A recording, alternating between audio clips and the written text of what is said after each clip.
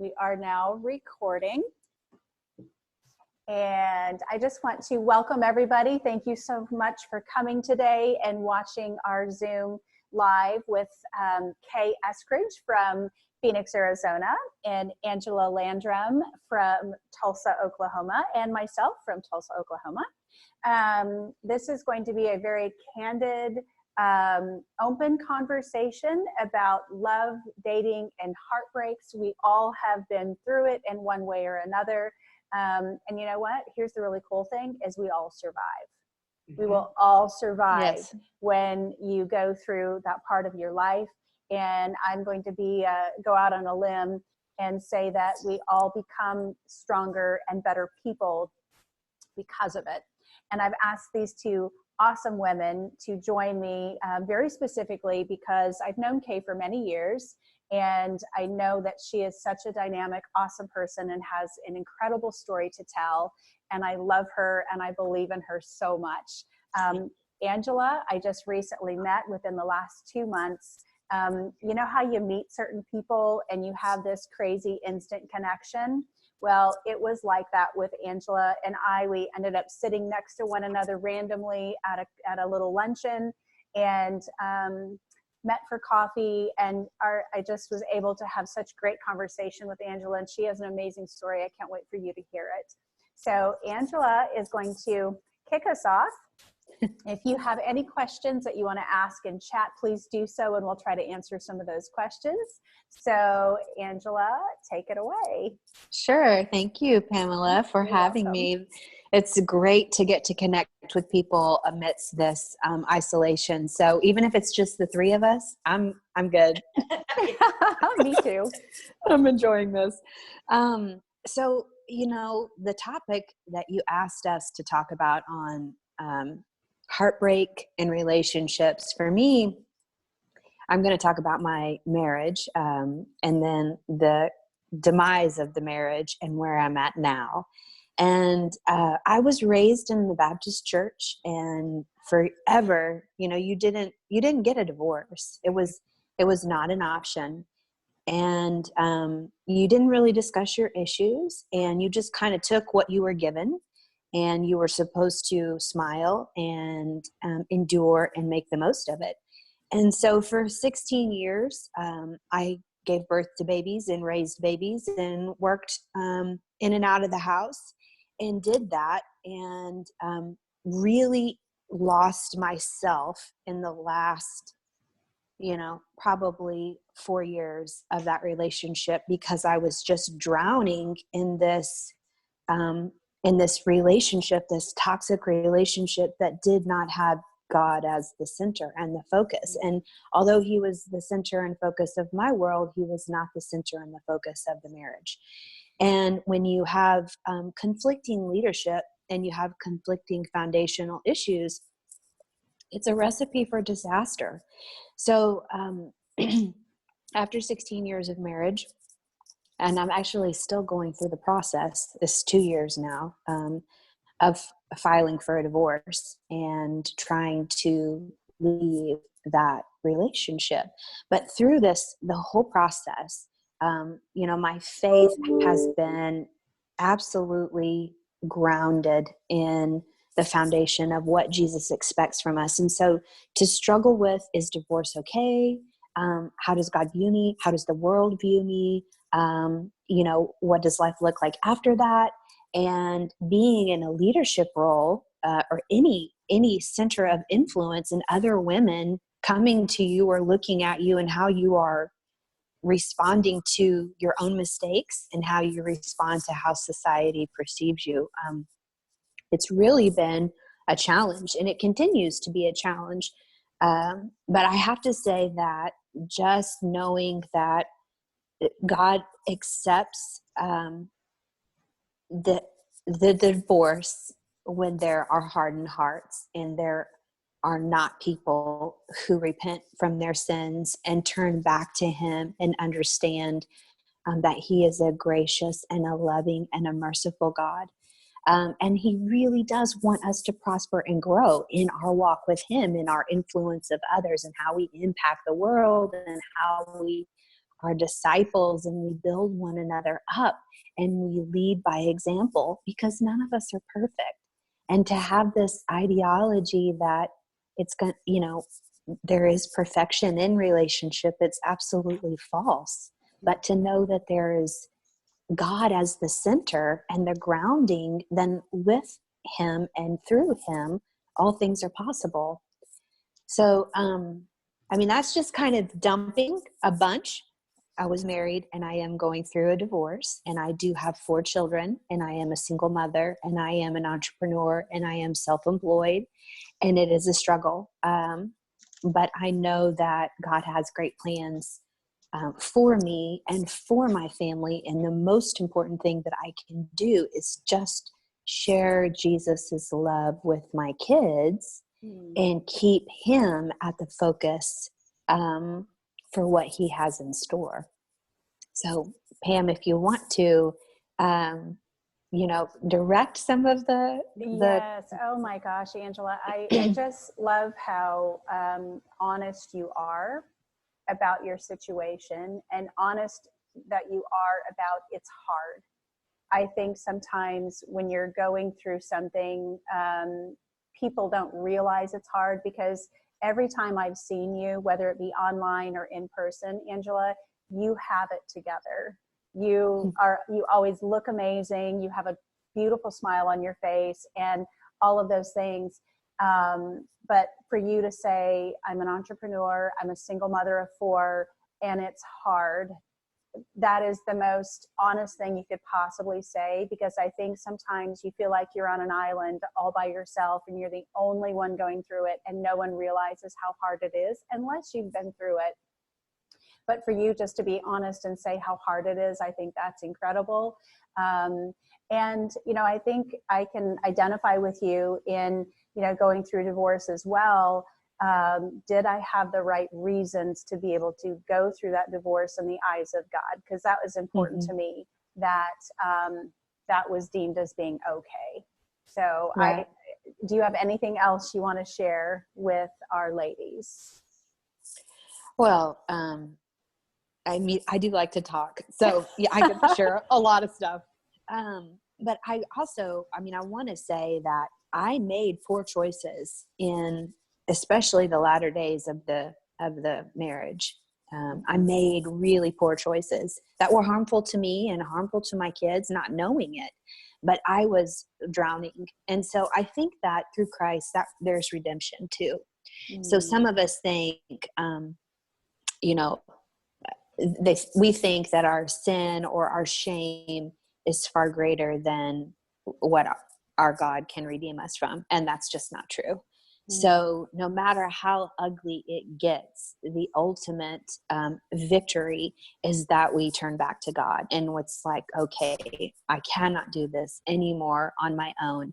I have asked for help from all of these different sources, and I feel like I have exhausted my resources, and God is just in your hands. And so I'm not sure if you two ladies, I would imagine that both of you are successful and somewhat independent. And so when we have that spirit in us, because we survive and we get things done and we just keep moving, right, that sometimes that reset is, okay, let God, let go and let God. And here we are 24 months, 23 months into the process, and I am dating a man that loves Jesus. And it is unlike any other relationship I have ever experienced in my whole life, because I have opportunity to pursue God and have a companion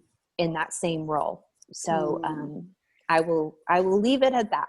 That's so great, Angela. Thank you so much for sharing your story and your positivity, the good, the bad, the ugly, because it's all true. And I appreciate you so much. All right, Miss Kay, you're in the hot seat now, my friend. Sorry about that. The dogs were barking in the background. I'm no problem. They're never quiet when you need them to be, right? No, they're not. They're not. They're like children. They know when you're on the phone. Yes, they do. And well, they are my children.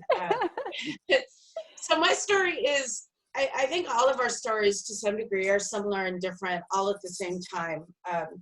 They're similar because we're women and we feel things as women do, and we see things from our perspective, and we know things because of the fact that we are women. And I think the blessing and what you've done, Pam, is to bring women together in a sisterhood that gives us a place where there is no judgment. And where sometimes we may feel society judging us, because really they probably don't, but we tend to feel that they do. Yeah. We're in a place here within this group and within this sisterhood that's all gone. That believe me, if I was feeling judged, I would not have dyed my hair this color. I dyed my hair this color because I don't give a flip, right, at this point. I'm glad you edited your flip. I did. I figured this was PG. What F word is she going to say? You see, the color just drained from your face. Oh, phew, she edited her F word. Thank you. I think Angela, I love you so much. I know, you know how hard that was. Oh. I know, it was really hard. And I have a rubber band every time I want to say a swear word. But for those, I'm sorry, that cracked me up. And Angela, I don't know you well enough to swear in front of you yet. So, but I think that we, to be given a place like this where we can come together and not feel judged. And guys, it's going to get a lot worse before it gets better with what we're going through as a society right now. And I'm not going to be doom and gloom, but I am going to be a realist. We are going to be facing things that we as a humankind, as a human race, have never faced before. A lot of the nurturing and the caregiving and the supportive, loving part of what we are expected to feel and expected to portray is going to be a push to the limit as families are thrust into staying at home and living in close quarters. And again, I kind of off topic, but at the same point, knowing that there's a place in the sisterhood and a new life, and the place you've created for us, Pam, to vent these frustrations and to have open chats like this is going to be vital to keeping us each healthy, our mind, body, and our soul. Absolutely. So kind of a little off topic, but amen. Raise the roof, right? For Absolutely. That. And I'm hoping that this type of chat will become more and more frequent on your site. Absolutely. I urge you to keep this going, even if it's a topic like how to not go crazy, you know, when you're locked up with your children for 5 days. I know. I'm a teeny bit glad my kids are grown. I'm just a little. I'm like, wow. And mine just have fur, so. But mine are in the background. Back to the subject at hand of love, loss, and dealing with the emotional roller coaster that falling in love and falling out of love creates within our own self. And I can only speak to my experience. I got married right out of college. I married my college sweetheart, greatest guy in the world, love him. He's since passed, but I still feel his presence with me every day. We were married for 15 years, but I got married at 21. I didn't even know who the hell I was at 21, let alone who he was. And yet you put these two kids together, you put them in the same industry, you build a business. We had a business together, then we were photographers together. And these two young children, really, and I grew up, and it was funny that you said that, I grew up, and so much of this is generational too, with a mother whose attitude was put on a happy face, your father's coming home. So what does that translate to is that we didn't have problems because we just smiled through them. That no matter what went on at home, or no matter if my sister and I were fighting, the minute that door opened, we put on a happy face, our father was coming home. And Dave, my ex-husband, he grew up with a family that lived in the country club, and they didn't have problems because they didn't discuss them. So you get these two kids together, one who doesn't discuss problems, one who just knows to put on a happy face, and no wonder we fell apart. We just didn't have the tools of communication to keep it together when we really needed it. So, you know, fast forward through a variety of different relationships, and I am monogamous with my relationships, even in college and after Dave and I split. I always stayed with one person for long periods of time. So I didn't go through that dating scene. I can't attest to that. But I can now look, now that I'm looking back and I'm 50, I'm a speed limit. Let's just say that. Double nickels. I now am finally at a point of understanding in my own life how I am with myself and what I will and will not put up with. Yes. And that wasn't the same person who got married when she was 21 years old. And I now am looking for different things in a man that I looked for back then, because I know I can be my own hunter-gatherer. I can make my own money. I'm an entrepreneur. I don't need a man to complete me. I want a man to be my partner in life, because it's sorry, Pam, it's a heck of a lot more fun having a partner in my life. And there are benefits to having that. But I think the older we get as women, we become self-reliant and feel good enough about ourselves to where it's okay if maybe I'm alone for a while. It doesn't mean I'm a cuckoo bird, or that there's something wrong with me, or that I'm less of a woman, or that, you know, why aren't you married? Well, maybe because it's my choice not to be married right now. Maybe married doesn't necessarily mean to me what it used to mean. And maybe I don't give a flip about what society thinks about me, because I am okay with who I am at this point. But it took me 30 some odd years to finally get here. And honestly, this Kay that you're seeing right now is not the Kay I was even 8 months ago, or a year ago, or 2 years ago. I was a chocolate mess. I mean, you may not have known that because I put on a happy face. My father was coming home. I knew. But I was a swirling Tasmanian mess. And it's taken a lot of hard work to get where I am now, but I wouldn't change the ride because I'm better through it and because of it.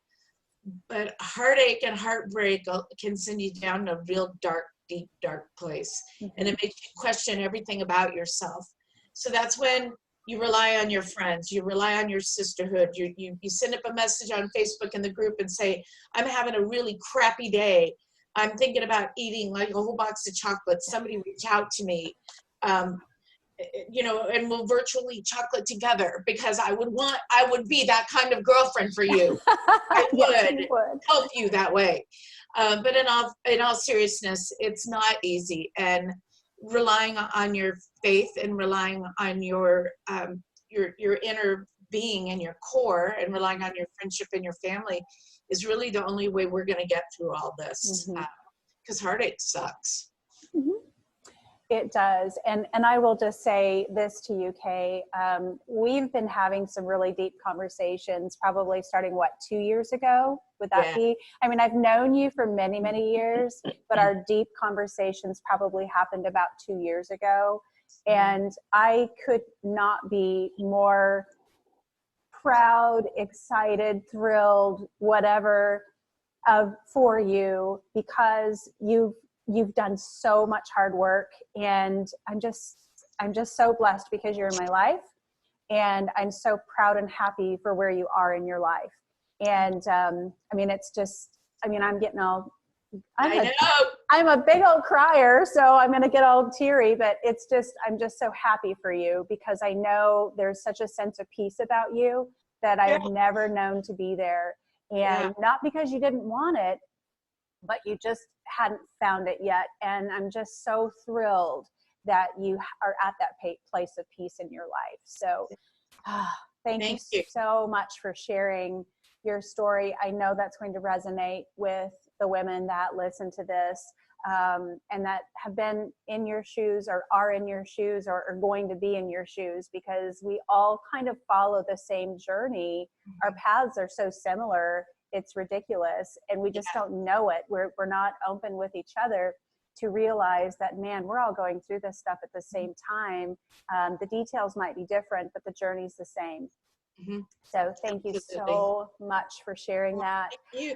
It's kind of cathartic too. I mean, I think Angela would agree that, well, actually, Pam, you told me this, the more you tell your story, the less hold it has on you. And that's resonated with me. And the more I tell my story, the more I see my story from a different perspective. Yes. And actually, the more strength it gives me. And I don't know if that makes sense or if that's just the weird coconut juice I have going on up here. But I get stronger and hear my own voice saying these things. And I'm like, dang, that's true. I mean, think that's what good it stuff. It's such great stuff. And I think part of that is taking ownership of your life and ownership of your journey. So many times there's things about your life that you don't want the whole world to know, that you want to keep it a secret. You're just, it's like you want to lock it up and tuck it away. But the more you tell your story, the good, the bad, and the ugly, the less power and control it has in your life, because truly it is simply your journey. That's all it is. And when you own it and when you talk about it and face it head on, it completely has no power or no control over you. It is like a tiny dot on your radar of life, and that it is nothing more than a dot of that timeline. It's all it is a little dot. We give that little dot so much control and power, but once we start talking about it and sharing it and looking at that dot of how can that situation work for me, not against me? Because our past and our history is truly to work for you and for your future. It's not meant to keep you back there. You're not a victim to it. You're a survivor of everything, but it happens for you, not to you. And I think when you turn that corner, there's a level of healing, acceptance, and love for yourself that is the only way that you can accomplish that. I really, really believe that. And you're just amazing. You've done so many great things, and I love your heart. I love who you are. I love that you want to say F-bombs and you don't. I just love that about you, because you're real. Restrained! I know. But you're unapologetically you. And I love that. I love that about you. And Angela, I felt the same about you when I first met you, that you were about as real as anyone I had ever met. I did not feel like I was sitting next to a stranger when we sat together at that luncheon. I felt like I had known you forever. And our conversation proved that to me. And our first coffee was so delightful. And I will tell you all, incidentally, Angela is going to be our caterer for our A New Life conference. Oh, that's her? This is her, yes. I was telling Kay how amazing you were. Oh my gosh. And how you were going to make that, I know, virtual hug, do it. Because you're her? Oh my gosh. Yes. So I have spoken about you, Angela, and you're so great, because food is not my thing. Food is your thing. Because Angela's like, food. What do you want to do? And I'm like, okay, I eat, I don't, I love it. I mean, I don't eat to live, I live to eat. So, our opposite of that. Food's not my thing. So I need someone who is so beautiful. With your presentation is amazing, and it's just going to add to the great experience. So I'm so excited, and she's phenomenal. So very much looking forward. Yes, I cannot wait, because it's all going to come together when the timing is right, when our world settles down. It's all going to happen. We just have to roll with the punches, and we're making lemonade out of lemons, and it's going to be a beautiful thing. Without vodka. With no vodka. Yes, exactly. We're not going to, no vodka in the lemonade for sure. I want to say one more thing too. Well, a couple of things, but I don't want to cut into Angela too much. But one thing about the conference is that the more of this kind of thing that we get the chance to do, suddenly I feel like when the conference is face to face, it's going to be like coming home. Yeah. I mean, it's going to be like, oh, Angela, Whereas Mhm. had it worked True. out, it was going to work out, we would have made friends. But now when we do have this wonderful conference, we're all going to know each other already. And what a Yes. blessing. I know. And honestly, it's just, I'm not a doom and gloom. I am not that person. When I made the decision to make the postponement, it honestly was not a hard decision to make, just simply because it's like, you know what, there's a reason for this. It's happening for a reason, and it's going to be fine. It's going to be probably better than anything I could have ever imagined. So I truly, truly believe that. And it's going to happen. So we'll just have to see what happens in our world, and we'll roll with the punches. And when the timing is right, it's going to all come together perfectly. So I have all the confidence in the world for that. So I want to share my story. And just because I know it can help someone, and it's really not about me, but it's just about whatever I can share with someone else that will make a difference in your life. That's what's important to me today. So I have been divorced twice, and I'm on my third marriage, and I will be very honest with you. I am not proud of that. I am not at all proud of that. I have always been a strong Christian. I wasn't raised in a Christian home, but made that choice as I was in my late teens. So I'm not proud of that fact. And one of the things that I think is so important for you to do is to dig deep within yourself and understand why you chose the people that you choose to be in your life. Why did I choose the people, the men, to be in my life that I chose that, obviously because of the divorces were not right for me. I am blessed with amazing children through those relationships, so that I will never, ever regret. I have, 3 children and then 2 bonus kids that I love more than life itself. So that to me is the greatest blessing.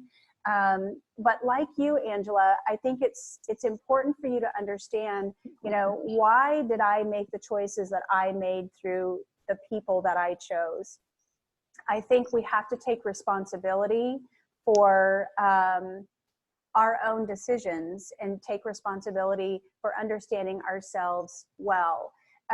One of the things that for me is most of my life, I had a very low self-esteem. I never felt comfortable in my own skin. And like you, Kay, I settled. You just kind of settle, you just take it, you just put a smile on and it's going to be okay. And I always felt if I did the right thing and I worked hard and I did all the things right, it was going to work out. Somehow it was all going to work out. And I really believed that. But clearly it didn't work out the way, I thought it would end up turning out. And that's okay, because of those bad relationships, it helped me understand what a good relationship looks like. And when you can wrap your head around that, I think that's the most important thing. So one of my coaching clients asked me a really great question. She said to me, how did you ever have the courage to be married again? Because I'll be honest with you, after divorce number 2, I was done. There was no way on this earth that I was going to be married again. Clearly, the number one common denominator in those marriages was me. And I felt like, okay, what is wrong with me? And I put myself on a journey of doing a lot of soul searching to understand why I settled for certain things in my life. How did I allow certain things to be okay? And I worked on myself for almost 2 years.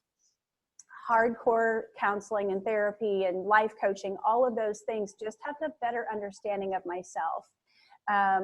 One of my daughters asked me one day, Mom, are you going to think about dating again sometime? It's been almost, it's been 1.5 years. Are you thinking? And I'm like, I am not there. In fact, I don't think that I will ever be there. I'm comfortable being alone. I love being alone. Like both Kay and Angela, I'm an entrepreneur. I'm a hustler. I work hard. I'm independent. I'm going to make crap happen. I'm going to do it. I don't need someone in my life to complete that part of my world. So being a single woman for the rest of my life actually sounded like a great idea. I thought I could easily do that. The two differences. Number one, I found a place of love and contentment with myself, being 150% comfortable in my own skin. I love everything about me. I don't want that to sound arrogant or anything, but I am so comfortable with who I am. It doesn't matter if someone doesn't like me. It is okay. I don't care. I mean, I'm not going to do something to make someone not like me, but if you don't like me for who I am, that is okay. That is on you. That is not on me. Whereas I would take things so personally that what's wrong with me, not even realizing that when there was those conflicts, it was not about me personally. It was about the other person and their insecurities. It's taken me 50 years to figure that out. I mean, seriously. So reason number one that I was able to make that decision to be married again truly was because I finally fell in love with myself first. And I have never fell in love with myself first. So that is reason number one. Reason number two is God sent me my husband, the man that I am married to today. I never in my wildest dreams, and I think, Angela, you can attest to this too, imagined that I could be so compatible and happy with another human being. We love the Lord together. We worship together. He is my biggest fan. He would just lay his life down for mine, and I would do the same for him. There's no competition. There's no, it's just love. That's all it is. It's patience and love and kindness. And I'll just get a little weird on you all, and that's fine. You can think I'm crazy, and that's okay. But God showed him to me in a dream before I met him. And I woke up thinking, well, that was a weird dream. That doesn't even make any sense. But he showed him to me in a dream. And about a month later is when I met him, and I remembered that dream. And I thought, oh my gosh, this is him. This is who God showed me. I would not have been able to see any of that if I hadn't worked on myself first. And if I hadn't fallen in love with me, I would not have been able to fall in love with him. So truly, before we can be loved 110% unconditionally by another person, whether it's a family member, your mother, your sister, your brother, a spouse, you have to be able to love you before anyone else can love you completely, because you can't accept the love until you love you first. So, yes. And that's, Angela, please share your thoughts on that. Well, what we have all said in so many different words is the process of self-discovery. And so not knowing what we wanted or why we accepted the things that we did when we were younger versions of ourselves. And here we are experiencing life and maturing as a human being, and then realizing, okay, so these standards are not acceptable and I don't have to endure this. And this is truly what our Heavenly Father has in store for us. And then we begin to walk that out. So that process of self-discovery is huge. And I feel like as women, we're at different ages and stages in our life. And I didn't have, my parents weren't married forever.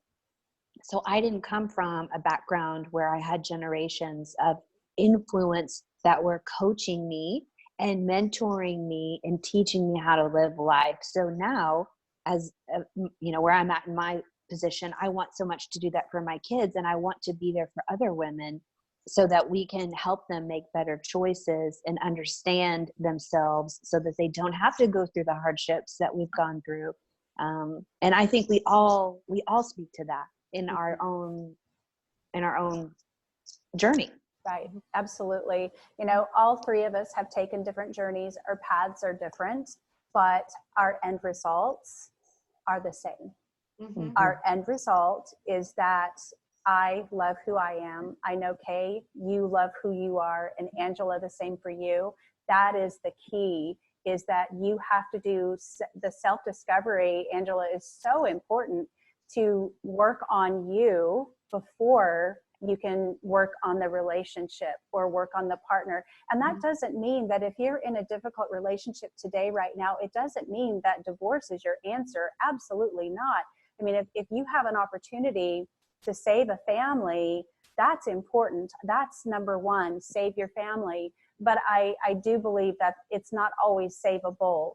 If you're not walking the same walk, and if you cannot get on the same page, you know, obviously there's issues. And then of course, if there's, you know, physical, emotional abuse, that's a completely different topic. But at the end of all of this, the self-discovery and learning to love who you are, falling in love with yourself, has to happen first before you can love other people and before they can love you. Absolutely. And Right. Are we doing okay on time? Yeah, we're good. We can wrap it up and whenever you guys are done. Oh, okay. Well, one thing that you had urged us to do at the beginning of the year was kind of pick our own word of the year. And I chose the word grace for mine. And when I chose that word, I was thinking of my mother, giving my mother grace, because right now she's making me crazy. I'm blessed and cursed with having a mother like she is. I love her to death, but she makes me nutty, as most mothers do.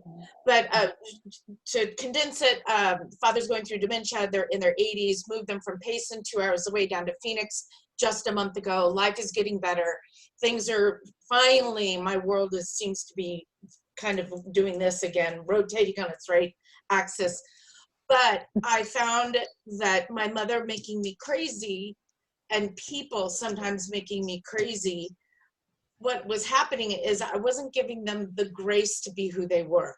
I wasn't allowing them to naturally be who they would be with me, and understanding that a lot of my mother is generational. And she's the way she is because of the way she was raised and because of the way her grandmother raised her, and so on and so forth. And Pam, you and I spoke about, you know, breaking that chain of on a happy face, your father's coming home, that expectation of Leave It to Beaver Cleaver families where everything was perfect and June had great hair and this perfect skirt and bacon was ready at the right time. And, you know, that whole persona that we as women have been led to believe that was what was expected of us. So I needed to give my mom grace that she could only do the best she could in raising me. And then it would be up to me to see that and then do the best I could. Now, I don't have children. That wasn't part of God's plan, and that's okay. But if I can share that grace and that understanding with women in this forum, or with the tweens that I photograph, or the mothers of the tweens, that, you know, we have to be willing to give grace. With that being said, the strongest lesson I've learned right now is I have to give myself grace. And then I can give grace to as many people as I want. And that sounds all great, but until I give it to myself, and when I finally gave myself that, the grace to be who I am, warts and all, ups, downs, crazy sideways, crying fits in the shower, jumping up and down and doing a happy dance for no reason. Until I gave myself grace, that was the turning point for me, Pam, is when I finally said, give yourself the grace. Give it to you. So for those of you that are listening, sit down and think about that and give yourself grace right now. Allow yourself the freedom to make mistakes. Celebrate your victories. Try to understand if something didn't work it out in your own heads, but give yourself that grace, because I know as hard as it is, we're not perfect. None of us are. And by knowing that and accepting that and giving yourself that grace, it sure takes a lot of pressure off. Right. And that is huge. Yes, that absolutely resonates. And the thing that I'll follow up with that is we would not speak to another human being the way we speak to ourselves inside here and inside here. Some of the things that I have told myself over the years, I would never, ever speak to anyone else. So why do we allow ourselves to demise and demean who we are, because I would never say what I said to myself to another human being ever. So tagging into that grace and going back to, you know what, you are okay. You're not perfect, and it's okay that you're not perfect. You are an incredible human being. Your heart is in the right place. Giving yourself that grace. You would never speak to someone else the way you speak to yourself. And that self-talk is all part of that learning to love yourself and that self-discovery and wrapping that all up together. Yeah. Wow. So good. Okay. Any final thoughts, ladies, before we wrap it up today? Are we good? No, I think this is great. And there are all sorts of topics that we could probably continue to talk on. Oh my gosh, so many. So I know, it's like my behind the scenes brain is already working on it. This was so perfect, you guys. So go ahead, Angela. No, thank you. Oh my gosh. Thank you both. Kay and Angela, thank you so much. I just want to mention Kay is a photographer from Phoenix, Arizona. She is absolutely amazing. She mentors other photographers. If you ever need some mentoring or guidance, she is your girl. She is phenomenal. I love and adore her. Kay also has a second business that she started called The Connected Bead, correct? Yes. Okay. So we are going to be featuring the Connected, yes, the rubber band. Don't say it. Don't say it. We are going to be featuring Kay and her new business in the next couple of weeks. So I'm excited to introduce you to the Connected Bead. She is doing some amazing work with her beading. So I'm excited about that. Yeah, it's intentional beading. So it's got healing crystals, and that's filled with good, for lack of terminology, good juju right now, protective crystals to help you feel safe, with clarity, just all kinds of goodness and love. So we'll share that with you. We're going to talk about that in the next couple of weeks. And Angela, I have to brag on Angela. Tell us real quickly about the nonprofit that you've started, Angela, because that is so amazing. Sure. So everything I do is centered around food, basically. And we have a program, and we focused in East Tulsa right now, which is predominantly Hispanic, a Hispanic community. And we educate people. We give them the work skills that they need to get back into the workplace or to advance in the workplace. We provide a language lab so that not only can they learn to speak English, but we can learn to speak Spanish, and we can break down those cultural barriers so that people can excel to the best of their ability. Basically, it's people development, and it all centers around education and food. And we break down those barriers, and we build that relationship and that trust by sharing a meal with someone. And then the state of crisis that the world is in right now, I feel very compelled to really be focusing on teaching people how to compost and how to grow food in small quantities at your house. And so we just really, that's self-sufficiency and that reliance on ourselves. We have to educate people so that we can progress as a society. And, Absolutely. that's where And I'm at. what is the name of your nonprofit? It's called Life's Food. Nourishment for the soul. It's, as you said, Kay and Pam, it's all about mind, body, spirit. It's the whole being, it's everything. And that takes into account our relationships, our spiritual relationships, our intellect, our physical activity, everything, so that we can be the best that we can be for ourselves and for our family and for others. Awesome. So good. Ladies, this was better than I could ever have imagined. Thank you so much for joining me, Kay and Angela. You guys are awesome. And if you don't mind, I'm going to invite you to come back and present again, because I feel like both of you are a wealth of knowledge. And I adore both of you so very much. So thank you for joining us, you guys. I love you so much. And thank you, ladies. Take good care. Bye-bye. Bye.